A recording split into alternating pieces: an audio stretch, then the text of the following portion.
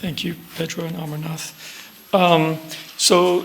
David asked me to, McKellen and Pedro Arduino asked me to talk about nonlinear soil models utilized in regional seismic simulations.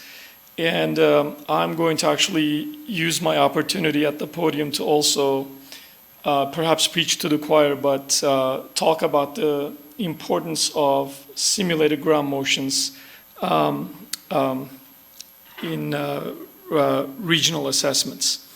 I'm E.T., a professor at UCLA, and of course this work is done by many people, including Pedro Arduino, Jorge Krempien, who was our person who allowed us to, or helped us with the earthquake source models, Dorian Restrepo, Ricardo Taborda himself, and some of our former students. And of course, let me acknowledge our sponsors before I begin.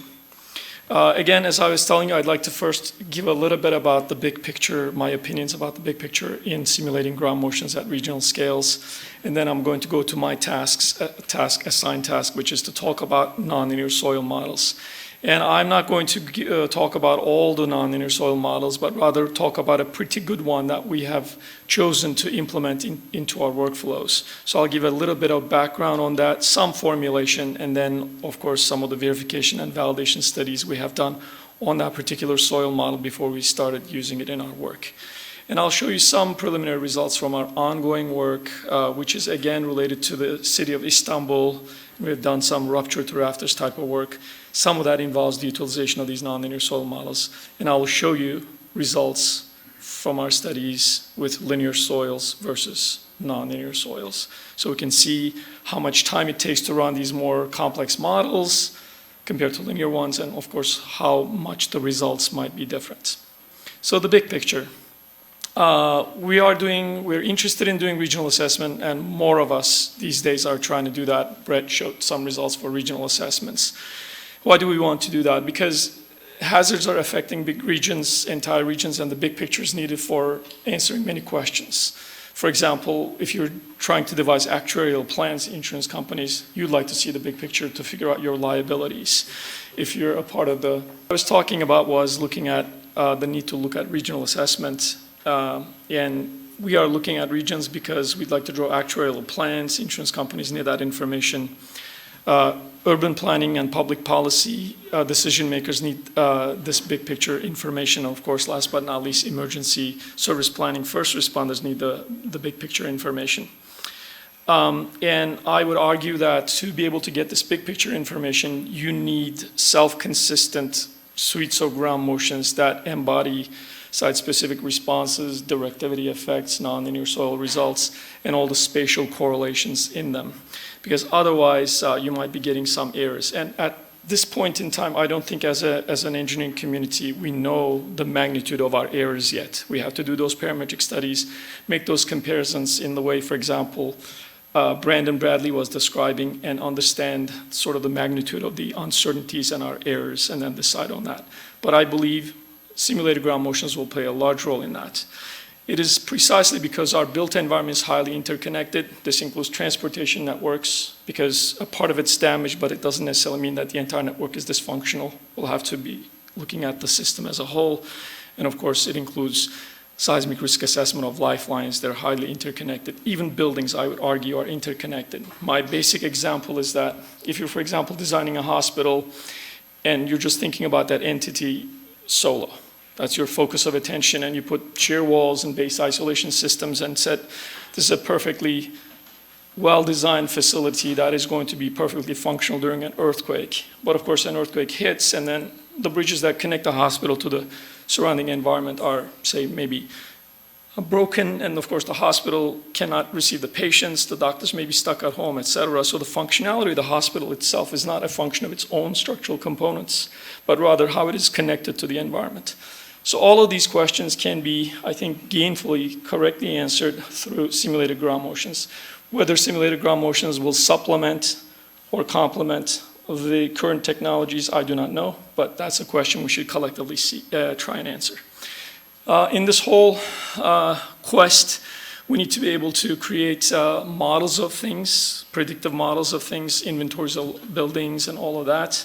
And I'm not going to get into details of those, but we would also like to utilize large computational resources. These simulated ground motions will inevitably require us to get into high-performance computing assets, and inevitably only a few of us will want to do that and will have access to those facilities. So we'd like to figure out ways of creating, producing simulated ground motions at large scales, large numbers, libraries of them, and be able to share them within the community so everyone can use it without having to run them themselves. In the end, we'd like to take those models and simulations and convert them into decision variables, and that would mean that we'd have to work with multiple and heterogeneous types of tools and stitch their results somehow together. If you're going with the traditional methods, maybe you're using OpenSHA for seismic hazard characterization. Maybe if you're interested in ground motion simulations, you're using SW4 or Hercules, et cetera. And then, of course, the workflow goes from there to analyses and then, of course, some assessment of losses and damage. And in this quest, again, we need to bring new tech, and you've just seen an example of that from Brett's presentation where you have to do some data analytics, machine learning Bayesian inference. So this was my little bit and about the need for regional simulations and how simulated ground motions can play a role. The objective is to be able to generate many models at regions like collections of buildings, et cetera, and be able to analyze them at really fine scales. And these workflows that we are building as communities are not only useful for seismic, but they can also be used for wind hazards and fires and all of that, and people are actually doing those. And only then, I think, we can assess the true risks, because the cost of things today are different than cost of things after an extreme event. So we can do this at unprecedented granularity, both at the inventory level, but now today also at the ground motion level. So let me now get to my task and talk about ground motion simulations and the role the nonlinear soil models play in there. So this is the current state of the art in regional simulations. You have to have a method to generate models, maybe many models, that top left corner, and then you have to combine that with a characterization of the hazard. Today, mostly it's done through probabilistic seismic hazard analysis, seismic deaggregation, generating hazard curves, selecting ground motions from databases that are compatible with that hazard curve, et cetera. When you put the models and the ground motions together, you can obtain these fragility curves, and you can do many things with them, including decisions. So what we'd like to do today is to be able to supplement the top right corner with simulated ground motions. And the workflows there are typically referred to as rupture to rafters types workflows. And it begins with the simulation of a fault rupture. So I have to have specialists on your team to do that, like Jorge Krempian on our team. And you have to use that information to generate the seismic wave fields. And for that, our group has been using Hercules. Hercules was developed by Jacobo Bielak and his team members, Ricardo Taborda, Dorian Restrepo included. And then you put those together to do analysis at the local scale. And at the local scale, you may have a singular asset that you're interested in, and it may be interacting with the soil that it sits on or is embedded in, and there are soil nonlinearities there. Those soil nonlinearities are not the ones I'm talking about, because we have already figured those out and we know how to do these kinds of local nonlinear soil analysis quite well, and that's not in contention here. That's the realm of geotechnical earthquake engineers. These soil models are about large-scale plasticity, permanent deformations, and such. Rather, the soil models I'm going to talk about belong to this category, where we compute in Hercules at really large scales, and we're looking at the nonlinearity of those shallow soil layers that Pedro was talking about at the beginning of this session. So these rupture to rafter simulations have come a long way. These are some samples of our simulations that we have done for the city of Istanbul.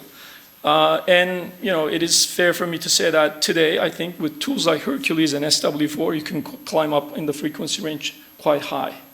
We have done simulations with the highest resolution of 16 hertz today, even. And of course, that requires a lot of computational resources and a lot of allocation, I guess, model building efforts, but they're possible. And from a structural engineering perspective, we would like to be able to resolve these frequencies, because if you're looking at smaller frequencies or long periods, then you're only looking at very particular structures.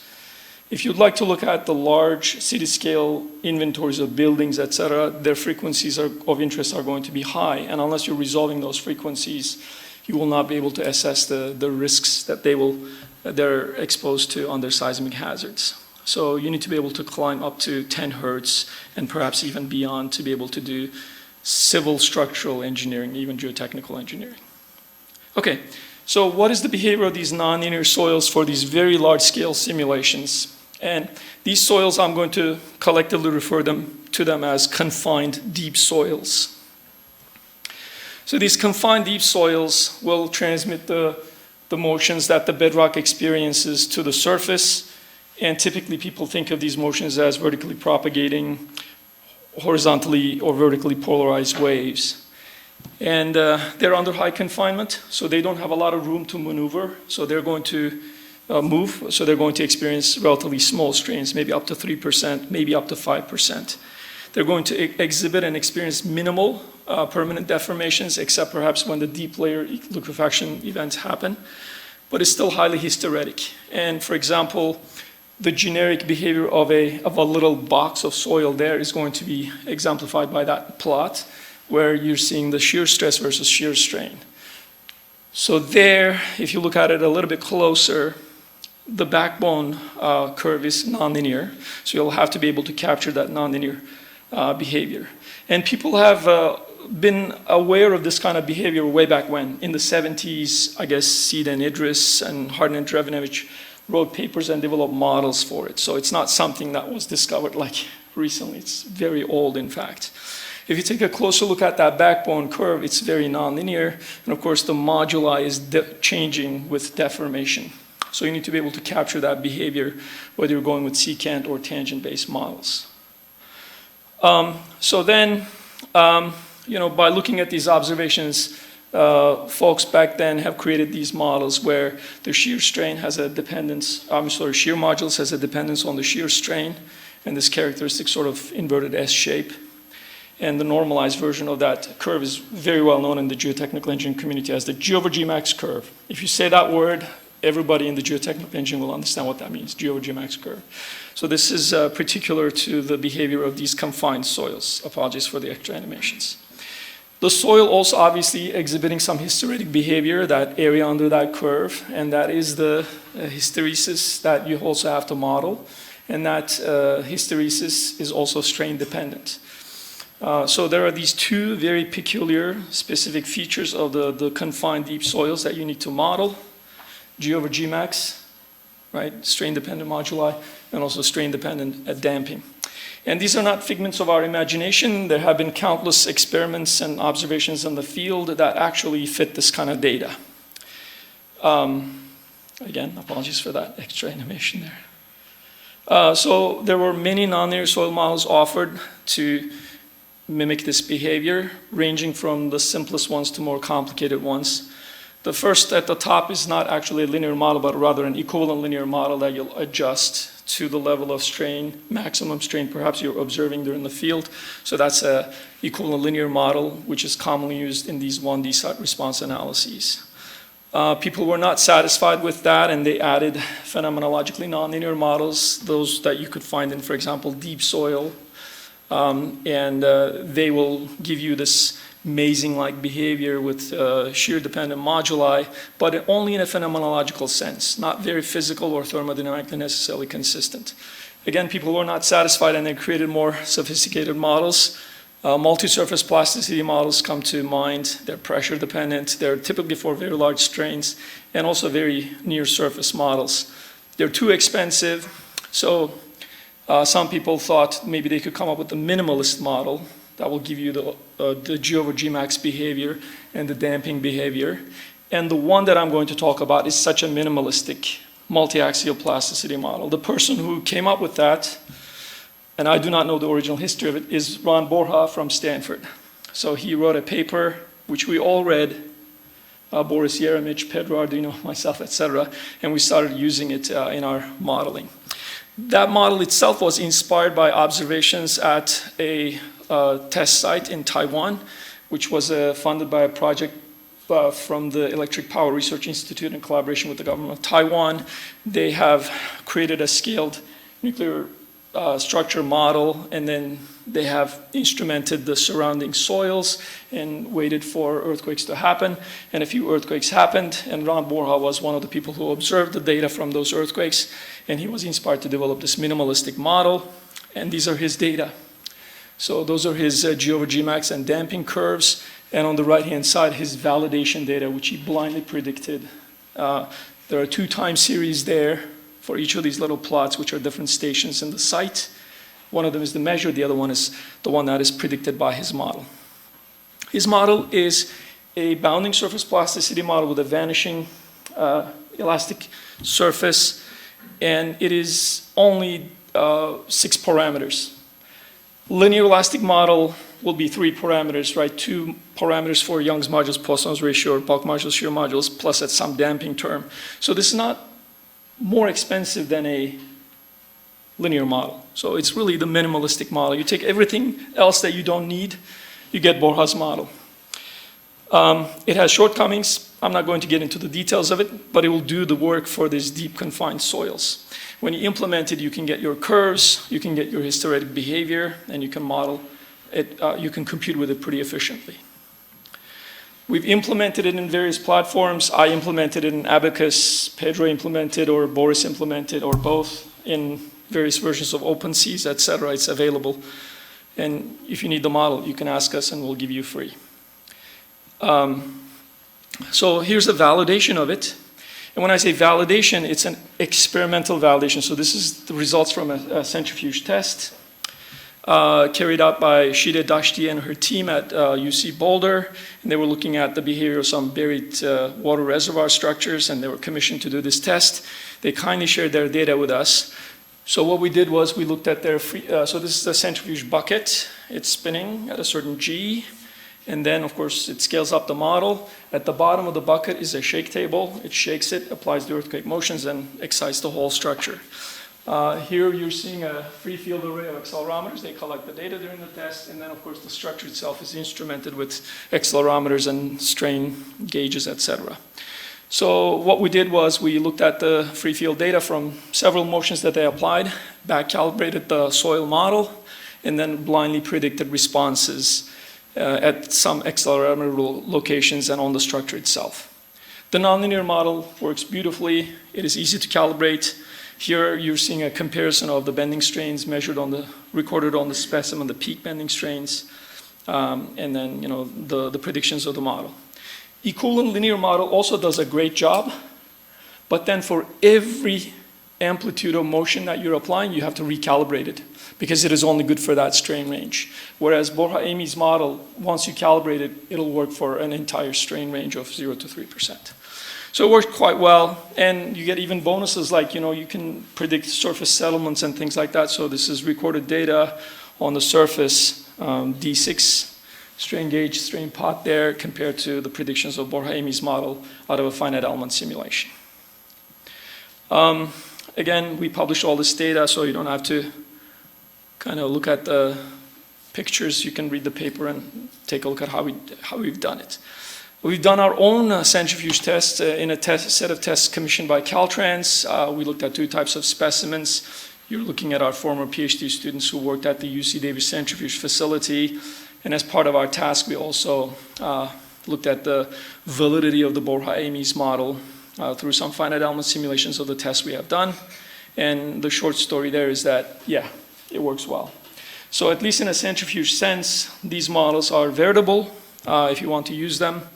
If you look at the Lowton site test data, it worked well there as well. So I think there's a broad sense in the geotechnical earthquake engineering community, and raise your hand if you're objecting to it, that this is a good model that we can use for regional simulations. And why is it good? Not only because it's physically consistent, but it's also very simple, so it's not too difficult to compute with it. Plasticity models are notoriously difficult to compute. They have their internal nonlinear equations to resolve at all the Gauss points of your finite element, etc. This is one that doesn't give you too much headache.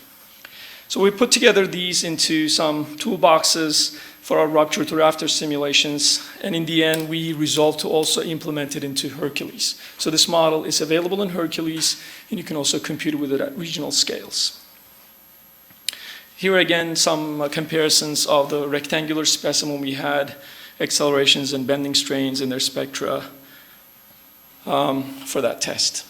So we've applied this workflow to the city of Istanbul because our local partners there told us that there are not enough historical earthquake data so that you cannot develop, data-driven ground motion models. So simulations are of high interest to that city. So we've carried out a series of 3D large earthquake simulations. And our primary task was to actually look at a particular region in the city of Istanbul that has about 16,000 buildings, and that was our primary job. But of course, we ended up also looking into the soil responses through nonlinear simulation models. The city of Istanbul had actually a very, very detailed microzonation study done, I think, in the early 2000s. There's data from about 3,000 boreholes that were drilled into the bedrock.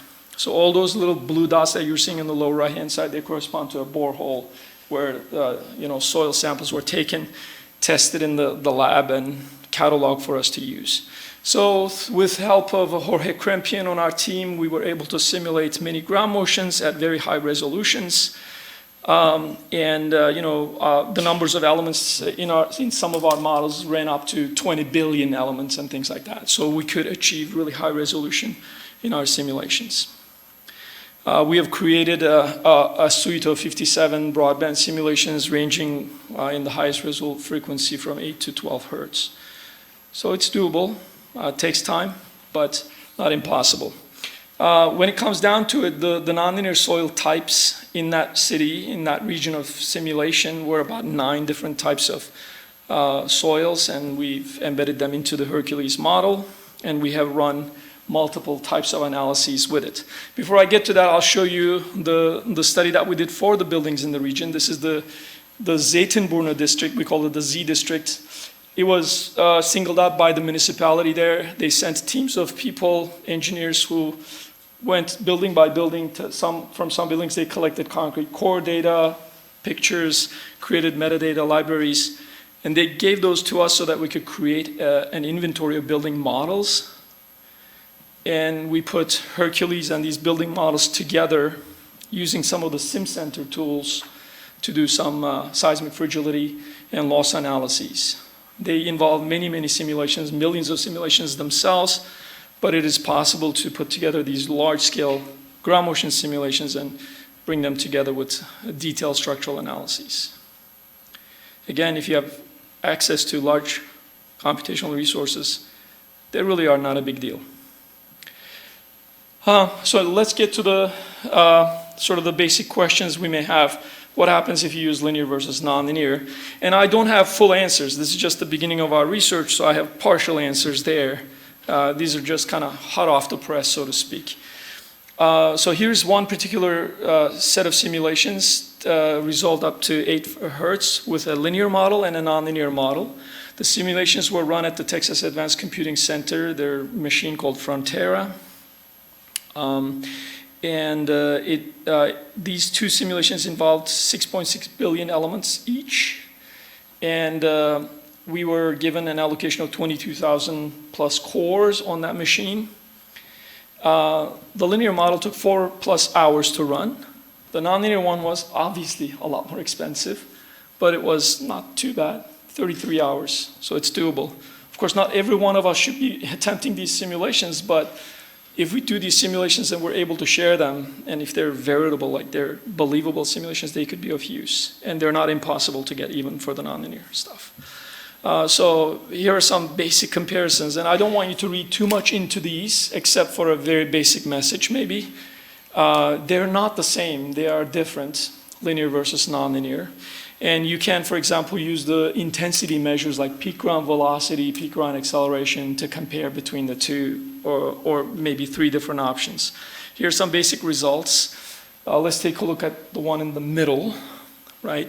So I'm showing you ratios of peak ground velocities computed by 3D nonlinear regional simulation versus 3D linear regional simulation. If all you're seeing is a white map, that means they're totally agreeing, there's no discrepancy between them. If they are deviating from each other, whether towards the high side, say 3 times as much, or to the low side, half as much, then that means they're disagreeing with each other. So the disagreements are manifold. Materials are differently represented, but also the topography might be playing a role. Inclined waves are there, surface waves are there. They're complicating the whole scenario. And the picture is similar if you look at PGA at the top, etc.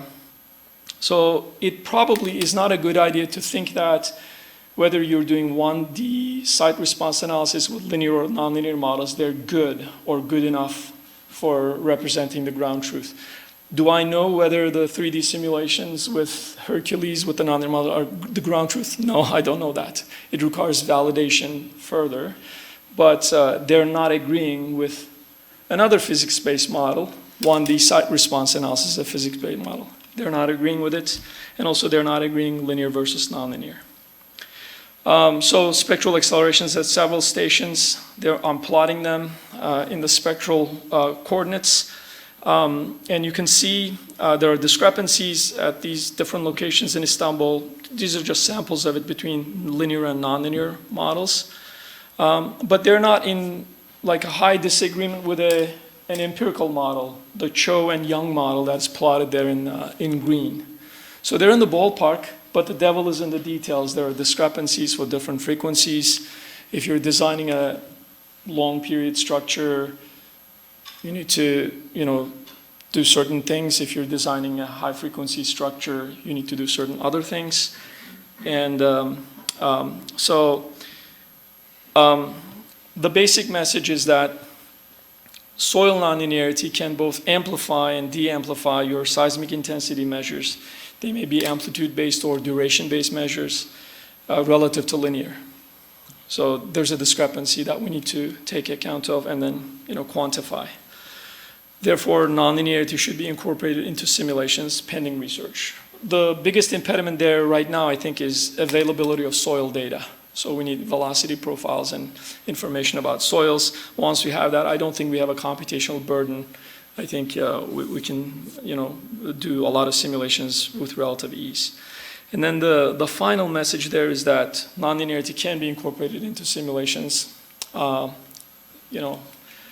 hours versus 33 hours, not too bad, is in my opinion. And we should do that and explore this space. So thank you very much.